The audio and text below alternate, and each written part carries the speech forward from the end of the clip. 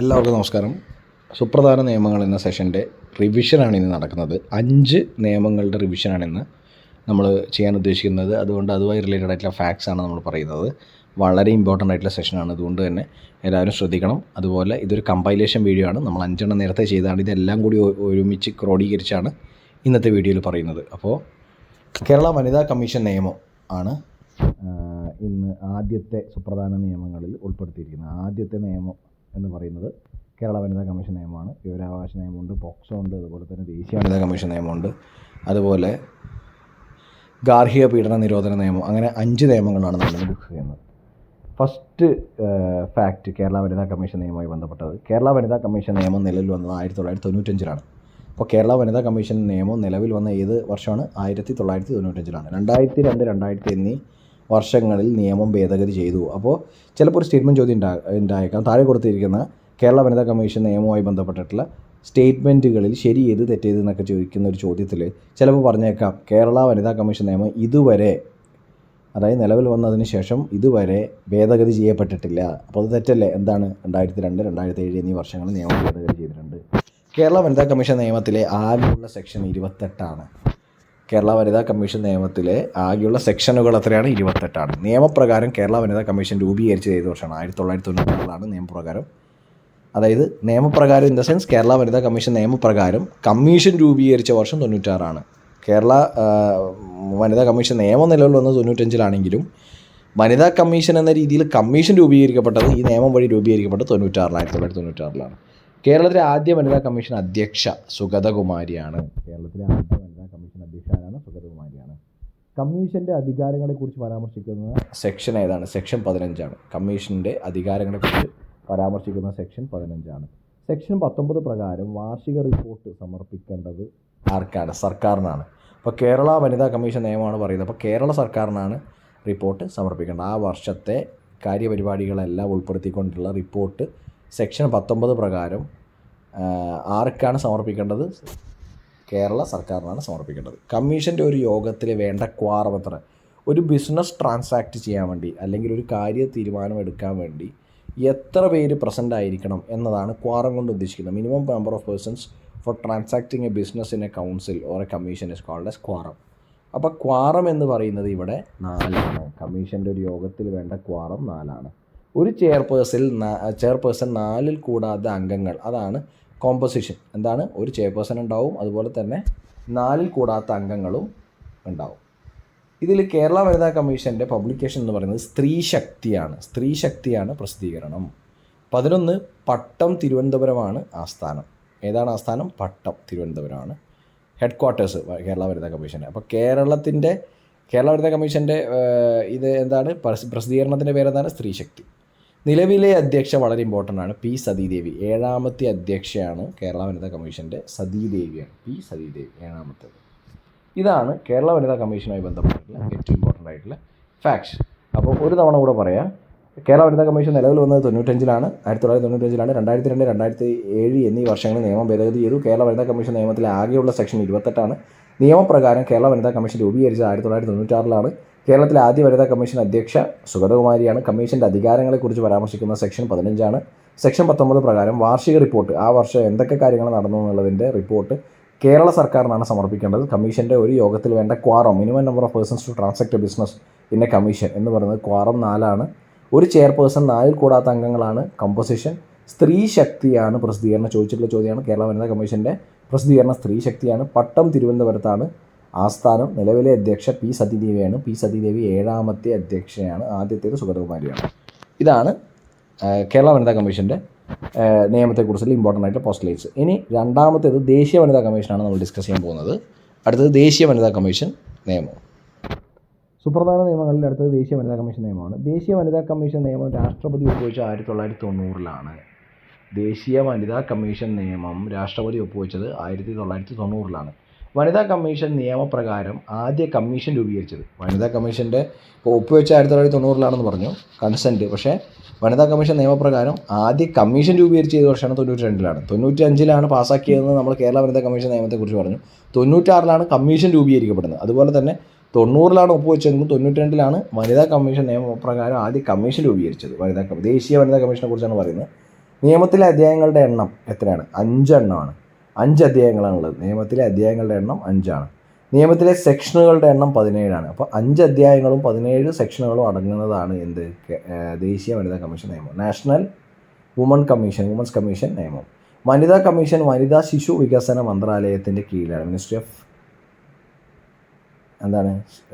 Family വെൽഫെയറിൻ്റെ അല്ലേ? ഏത് മിനിസ്ട്രിയാണ്? Ministry of woman and child development, വനിതാ ശിശു വികസന മന്ത്രാലയം. അതിൻ്റെ കീഴിലാണ് ഇത് വനിതാ കമ്മീഷൻ പ്രവർത്തിക്കുന്നത്. 6ാമത്തെ കാര്യം, വനിതാ കമ്മീഷൻ പ്രസിദ്ധീകരണ രാഷ്ട്ര മഹിളയാണ്. മറ്റേ സ്ത്രീ ശക്തി എന്ന് പറഞ്ഞ ഇവിടെ ദേശീയ വനിതാ കമ്മീഷൻ്റെ പ്രസിദ്ധീകരണം ഏതാണ്? രാഷ്ട്ര മഹിളയാണ്. ആസ്ഥാനം എവിടെയാണ്? നിർഭയ ഭവൻ ന്യൂഡൽഹിയാണ്. നിർഭയ ഭവൻ ന്യൂഡൽഹി. ആദ്യ വനിതാ കമ്മീഷൻ അധ്യക്ഷ ജയന്തി പട്നായിക്കാണ്. കേരളത്തിൻ്റെ ആകുമ്പോൾ ആദ്യത്തെ ആരായിരുന്നു? സുഗതകുമാരിയാണ്. ആദ്യ വനിതാ കമ്മീഷൻ അധ്യക്ഷ ജയന്തി പട്നായിക്കാണ്. കമ്മീഷൻ അംഗങ്ങളുടെ ഔദ്യോഗിക കാലാവധി നിശ്ചയിക്കുന്നത് കേന്ദ്ര സർക്കാരാണ്. കമ്മീഷൻ്റെ അംഗങ്ങളുടെ ഔദ്യോഗിക കാലാവധി നിശ്ചയിക്കുന്നത് കേന്ദ്ര സർക്കാരാണ്. റിപ്പോർട്ട് സമർപ്പിക്കേണ്ടതും കേന്ദ്ര സർക്കാരാണ്. നമ്മൾ നേരത്തെ തൊട്ട് മുമ്പ് പറഞ്ഞു കേരള വനിതാ കമ്മീഷൻ ആണെങ്കിൽ ആ വർഷത്തെ എല്ലാ പരിപാടികളുടെയും കാര്യപരിപാടികളുടെ റിപ്പോർട്ട് ആർക്കാണ് സമർപ്പിക്കേണ്ടത്? കേരള സർക്കാരിനാണ്. ദേശീയ വനിതാ കമ്മീഷൻ ആകുമ്പോൾ ഇത് സമർപ്പിക്കേണ്ട ആർക്കാണ്? കേന്ദ്ര സർക്കാരിനാണ്. സെക്ഷൻ 16 വളരെ ഇമ്പോർട്ടൻ്റ് ആണ്. സ്ത്രീകളെ സംബന്ധിക്കുന്ന നയപരമായ പ്രധാനപ്പെട്ട എല്ലാ വിഷയങ്ങളിലും കേന്ദ്ര സർക്കാർ വനിതാ കമ്മീഷനുമായി കൂടിയാലോചിക്കണം എന്ന് പറയുന്ന സെക്ഷനാണ് സെക്ഷൻ 16. മനസ്സിലായില്ലേ? എല്ലാ സ്ത്രീകളെ സംബന്ധിക്കുന്ന നയപരമായ കാര്യങ്ങളിൽ ഇങ്ങനെയുള്ള വിഷയങ്ങളിൽ ആരുമായിട്ട് കൂടിയാലോചിക്കണം എന്നാണ് പറയുന്നത്? വനിതാ കമ്മീഷനുമായിട്ട് കൂടിയാലോചിക്കണം എന്നാണ് പറയുന്നത്. അപ്പോൾ പറയുന്ന സെക്ഷൻ 16. അധ്യക്ഷ ഏതാണ്? ഇപ്പോഴത്തെ അധ്യക്ഷ രേഖാ ശർമ്മയാണ്. ജയന്തി പട്നായിക്കായിരുന്നു ആദ്യത്തേത്. ഇപ്പോഴത്തെ അധ്യക്ഷ രേഖാ ശർമ്മയാണ്. ഇത്രയാണ് ദേശീയ വനിതാ കമ്മീഷൻ നിയമം. വളരെ പെട്ടെന്ന് റിവൈസ് ചെയ്തിട്ട് നമുക്ക് അടുത്ത നിയമത്തിലേക്ക് പോകാം. ദേശീയ വനിതാ കമ്മീഷൻ നിയമം രാഷ്ട്രപതി ഒപ്പുവെച്ചത് 1990 വനിതാ കമ്മീഷൻ നിയമപ്രകാരം ആദ്യ കമ്മീഷൻ രൂപീകരിക്കപ്പെട്ടത് 1992 നിയമത്തിലെ അധ്യായങ്ങളുടെ എണ്ണം 5 നിയമത്തിലെ സെക്ഷനുകളുടെ എണ്ണം 17 വനിതാ കമ്മീഷൻ വനിതാ ശിശു വികസന മന്ത്രാലയത്തിൻ്റെ കീഴിലാണ് പ്രവർത്തിക്കുന്നത്. വനിതാ കമ്മീഷൻ പ്രസിദ്ധീകരണ രാഷ്ട്ര മഹിളയാണ്. ആസ്ഥാനം നിർഭയ ഭവൻ ന്യൂഡൽഹിയാണ്. ആദ്യ വനിതാ കമ്മീഷൻ അധ്യക്ഷ ജയന്തി പട്നായിക്കാണ്. കമ്മീഷൻ അംഗങ്ങളുടെ ഔദ്യോഗിക കാലാവധി നിശ്ചയിക്കുന്ന കേന്ദ്ര സർക്കാരാണ്. റിപ്പോർട്ട് സമർപ്പിക്കേണ്ടത് കേന്ദ്ര സർക്കാരിനാണ്. സെക്ഷൻ 16 പറയുന്നത് സ്ത്രീകളെ സംബന്ധിക്കുന്ന നയപരമായ പ്രധാനപ്പെട്ട എല്ലാ വിഷയങ്ങളിലും കേന്ദ്ര സർക്കാർ വനിതാ കമ്മീഷനുമായി കൂടിയാലോചിക്കണം എന്ന് പറയുന്നത് സെക്ഷൻ 16. അധ്യക്ഷ ഇപ്പോഴത്തേത് രേഖാ ശർമ്മയാണ്. ഇതാണ് ദേശീയ വനിതാ കമ്മീഷൻ നിയമം. നമുക്ക് അടുത്ത നിയമത്തിലേക്ക് പോകാം. പോക്സോ നിയമമാണ് അടുത്ത് നമ്മൾ ഡിസ്കസ് ചെയ്യാൻ പോകുന്ന നിയമം. പോക്സോ നിയമവുമായി ബന്ധപ്പെട്ട് വളരെ പ്രധാനപ്പെട്ട നിയമമാണ്. പോക്സോ നിയമവുമായി ബന്ധപ്പെട്ടുള്ള കാര്യങ്ങളാണ് നമ്മൾ ഡിസ്കസ് ചെയ്യുന്നത്. കുട്ടികൾക്കെതിരെയുള്ള അതിക്രമങ്ങൾ തടയാൻ 2012 കൊണ്ടുവന്ന നിയമമാണ് പോക്സോ നിയമം. കുട്ടികൾക്കെതിരെയുള്ള അതിക്രമങ്ങൾ തടയാൻ 2012 കൊണ്ടുവന്ന നിയമമാണ് പോക്സോ.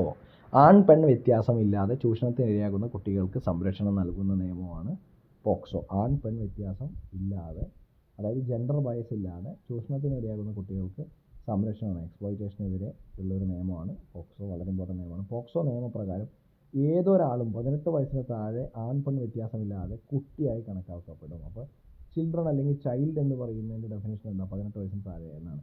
പോക്സോ നിയമപ്രകാരം ഏതൊരാളും 18 വയസ്സിന് താഴെ ആൺ പെൺ വ്യത്യാസമില്ലാതെ കുട്ടിയായി കണക്കാക്കപ്പെടും. മാതാപിതാക്കൾ, ചൈൽഡ് ലൈൻ ഡോക്ടർ, ആശുപത്രി ജീവനക്കാർ, അധ്യാപകർ തുടങ്ങിയവർക്ക് പോക്സോ കേസ് റിപ്പോർട്ട് ചെയ്യാനാകും. പോക്സോ നിയമം ഭേദഗതി ചെയ്ത് 2019 ഇതേപോലെ ഒരു സ്റ്റേറ്റ്മെൻറ്റ് വന്നാൽ മതി. പോക്സോ നിയമത്തെക്കുറിച്ചുള്ള താഴെ പറയുന്ന സ്റ്റേറ്റ്മെൻറ്റുകൾ ശരി ഏത് തെറ്റേതെന്ന് ചോദിച്ചു കഴിഞ്ഞാൽ ഒരു സ്റ്റേറ്റ്മെൻറ്റ് ചോദ്യം വന്നു കഴിഞ്ഞാൽ ചിലപ്പോൾ പോക്സോ നിയമം നിലവിൽ വന്ന് 2012 ഇതുവരെയായിട്ടും പോക്സോ നിയമത്തിൽ ഭേദഗതി ഉണ്ടായിട്ടില്ല എന്ന് പറഞ്ഞാൽ എന്താണ്? സ്റ്റേറ്റ്മെൻറ്റ് തെറ്റാണ്. പോക്സോ നിയമം ഭേദഗതി ചെയ്ത് 2019. കുട്ടികൾക്ക് നേരെയുള്ള അതിക്രമങ്ങൾ സംബന്ധിച്ച് പരാതികൾ നൽകാൻ ഓൺലൈൻ സംവിധാനം പോക്സോ ഇ ബോക്സ്. കുട്ടികൾക്ക് നേരെയുള്ള അതിക്രമങ്ങൾ സംബന്ധിച്ച് പരാതികൾ നൽകാനാണ് ഓൺലൈൻ സംവിധാനമാണ് പോക്സോ ഇ ബോക്സ് അല്ലേ? പോക്സോ ഇ ബോക്സ് ഉദ്ഘാടനം ചെയ്തത് മേനകാ ഗാന്ധിയാണ്. പോക്സോ ഇ ബോക്സ് 2016 ഒന്ന് കൺഫേം ചെയ്യണം. പോക്സോ ഇ ബോക്സ് ഉദ്ഘാടനം ചെയ്തത് മേനകാ ഗാന്ധിയാണ്. പോക്സോ നിയമത്തിൽ 9 അധ്യായങ്ങളാണുള്ളത്. 9 ചാപ്റ്റേഴ്സ് അല്ലെങ്കിൽ അധ്യായങ്ങളാണ് പോക്സോ നിയമത്തിലുള്ളത്. പോക്സോ നിയമം കേരളത്തിൽ നിലവിൽ വന്ന വർഷം 2012. ഇതേ ഒരു പ്രീവിയസ് ചോദ്യമാണ്. 2012 ആണോ അല്ലയോ നമുക്ക് സംശയം തോന്നും. കാരണം വെച്ചാൽ ദേശീയ തലത്തിൽ പോക്സോ നിയമം വന്നത് 2012 അപ്പോൾ കേരളത്തിൽ വന്നപ്പോൾ വ്യത്യാസം വന്നോ എന്ന് നമുക്ക് ചിലപ്പോൾ ആലോചിച്ചേക്കാം. പോക്സോ നിയമം കേരളത്തിൽ നിലവിൽ വന്നതെന്നാണ് 2012. കുറ്റകൃത്യങ്ങൾ റിപ്പോർട്ട് ചെയ്യുന്നതുമായി ബന്ധപ്പെട്ട് സെക്ഷൻ 10. കുറ്റകൃത്യങ്ങൾ റിപ്പോർട്ട് ചെയ്യുന്നതുമായി ബന്ധപ്പെട്ട സെക്ഷൻ ഏതാണ്? 19. വ്യാജ വിവരങ്ങൾക്കും വ്യാജ പരാതിക്കുമുള്ള ശിക്ഷ. ഫേക്ക് ആയിട്ടുള്ള കംപ്ലയിൻറ്റ്സ്, ഫേക്ക് ആയിട്ടുള്ള ഇൻഫർമേഷൻസിനൊക്കെ കുറ്റമുണ്ട്, അതായത് ശിക്ഷയുണ്ട്. അതെന്താണ് പരാമർശിക്കുന്ന സെക്ഷൻ ഏതാണ്? 22. വ്യാജ വിവരങ്ങൾക്കും വ്യാജ പരാതിക്കുമുള്ള സെക്ഷൻ എന്താണ്? ശിക്ഷയെക്കുറിച്ചുള്ള പരാമർശിക്കുന്ന സെക്ഷൻ 22. പോക്സോ കേസ് വിചാരണ നടത്തുന്നത് രഹസ്യമായി വേണം എന്ന് പറയുന്ന സെക്ഷൻ 37. ഇൻ ക്യാമറ പ്രൊസീഡിങ്സ് എന്ന് കേട്ടില്ലേ. പൊതുവേ വീഡിയോ കോൺഫറൻസിങ് വഴിയൊക്കെ വളരെ പ്രൈവറ്റ് ആയിട്ടാണ് ഇങ്ങനെയുള്ള കാര്യങ്ങൾ വിചാരണ നടത്തുന്നത്. അപ്പോൾ വളരെ ഇമ്പോർട്ടൻ്റ് ആയിട്ടുള്ളൊരു പോയിൻ്റാണത്. പോക്സോ കേസ് വിചാരണ നടത്തുന്നതിന് രഹസ്യമായി വേണം എന്ന് പറയുന്ന സെക്ഷൻ 37. ഇത്രയാണ് വളരെ ഇമ്പോർട്ടൻ്റ് ആയിട്ടുള്ള കാര്യങ്ങൾ പോക്സോ നിയമവുമായി ബന്ധപ്പെട്ടിട്ട്. നമുക്ക് വളരെ പെട്ടെന്ന് റിവൈസ് ചെയ്യാം. അടുത്ത നിയമത്തിലേക്ക് പോകാം. കുട്ടികൾക്കെതിരെയുള്ള അതിക്രമങ്ങൾ തടയാൻ 2012 കൊണ്ടുവന്ന നിയമമാണ് പോക്സോ. ആൺ പെൺ വ്യത്യാസമില്ലാതെ ചൂഷണത്തിന് ഇരയാകുന്ന കുട്ടികൾക്ക് സംരക്ഷണം നൽകുന്നതാണ് ഈ നിയമം. പോക്സോ നിയമപ്രകാരം ഏതൊരാളും 18 വയസ്സിന് താഴെ ആൺ പെൺ വ്യത്യാസമില്ലാതെ കുട്ടിയായി കണക്കാക്കപ്പെടും. മാതാപിതാക്കൾ, ചൈൽഡ് ലൈൻ, ഡോക്ടർ, ആശുപത്രി ജീവനക്കാർ തുടങ്ങിയവരാണ്, അധ്യാപകർ തുടങ്ങിയവരാണ് പോക്സോ കേസ് റിപ്പോർട്ട് ചെയ്യാൻ പറ്റുന്നവർ. പോക്സോ നിയമം ഭേദഗതി ചെയ്തത് 2019. കുട്ടികൾക്ക് നേരെയുള്ള അതിക്രമണം. എന്തിനാണ് ഈ അമെൻമെൻറ്റ്? കുറേയും കൂടെ സ്ട്രിഞ്ചൻ്റ് ആയിട്ടുള്ള മെഷേഴ്സ്, കുറേയും കൂടെ കാഠിന്യമുള്ള മെഷേഴ്സ് എടുക്കാനാണ്. കാരണം കുട്ടികളുടെ ഈ പറയുന്ന ചൂഷണം ഒഴിവാക്കാൻ വേണ്ടിയിട്ട് കുറേയും കൂടി പണിഷ്മെൻറ്റൊക്കെ ശക്തിപ്പെടുത്താൻ വേണ്ടിയിട്ടാണ് 2019 നിയമം ഭേദഗതി ചെയ്തത്. കുട്ടികൾക്ക് നേരെയുള്ള അതിക്രമങ്ങൾ സംബന്ധിച്ച് പരാതികൾ നൽകാൻ ഓൺലൈൻ സംവിധാനമാണ് പോക്സോ ഇ ബോക്സ്. കുട്ടികൾക്ക് നേരെയുള്ള അതിക്രമങ്ങൾ സംബന്ധിച്ച് പരാതികൾ നൽകാൻ ഓൺലൈൻ സംവിധാനമാണ് POCSO E box. POCSO E box ഉദ്ഘാടനം ചെയ്തത് മേനക ഗാന്ധിയാണ്. പോക്സോ ഇ ബോക്സ് ആരാണ് ഉദ്ഘാടനം ചെയ്തത്? മേനക ഗാന്ധി. പോക്സോ നിയമത്തിൽ 9 ചാപ്റ്റേഴ്സാണ്, 9 അധ്യായങ്ങളാണ് ഉള്ളത്. പോക്സോ നിയമം കേരളത്തിൽ നിലവിൽ വന്ന വർഷം 2012. ഓർത്ത് വെക്കണം, LDC 2012 ചോദിച്ച ചോദ്യമാണ്. പോക്സോ നിയമം കേരളത്തിൽ നിലവിൽ വന്നത് 2012. കുറ്റകൃത്യങ്ങൾ റിപ്പോർട്ട് ചെയ്യുന്നതുമായി ബന്ധപ്പെട്ട സെക്ഷൻ 19. കുറ്റകൃത്യങ്ങൾ റിപ്പോർട്ട് ചെയ്യുന്നതുമായി ബന്ധപ്പെട്ട സെക്ഷൻ 19. വ്യാജ വിവരങ്ങൾക്കും വ്യാജ പരാതികൾക്കുമുള്ള ശിക്ഷയെക്കുറിച്ച് പരാമർശിക്കുന്ന സെക്ഷൻ 22. പോക്സോ കേസ് വിചാരണ നടത്തുന്നതിന് രഹസ്യമായി വേണമെന്ന് പറയുന്ന സെക്ഷൻ 19. ഈ ക്യാമറ പ്രൊസീഡിങ്സ് ആയിരിക്കണം. കുട്ടിയുടെ മാനസികമായിട്ടുള്ള നില തകരാറിലാക്കരുത്, അവരുടെ കോൺഫിഡൻസ് കളയരുത് എന്നതുകൊണ്ടാണ് രഹസ്യമായ വിചാരണ പറയുന്നത്. സെക്ഷൻ 37 അതിനെക്കുറിച്ച് പറയുന്നത്. ഇതാണ് ഏറ്റവും ഇമ്പോർട്ടൻ്റ് ആയിട്ട് പോക്സോ നിയമത്തിലെ വരാൻ സാധ്യതയുള്ള ചോദ്യങ്ങളുടെ ഒരു ക്രക്സ് എന്ന് പറയുന്നത്, സമ്മറി എന്ന് പറയുന്നത്. നമുക്ക് അടുത്ത നിയമത്തിലേക്ക് പോകാം. അടുത്ത നിയമം എന്ന് പറയുന്നത് ഡൊമസ്റ്റിക് വയലൻസ് ആക്റ്റുമായി ബന്ധപ്പെട്ടതാണ്. ഗാർഹിക പീഡനങ്ങൾക്കെതിരെയുള്ള നിയമമാണ്.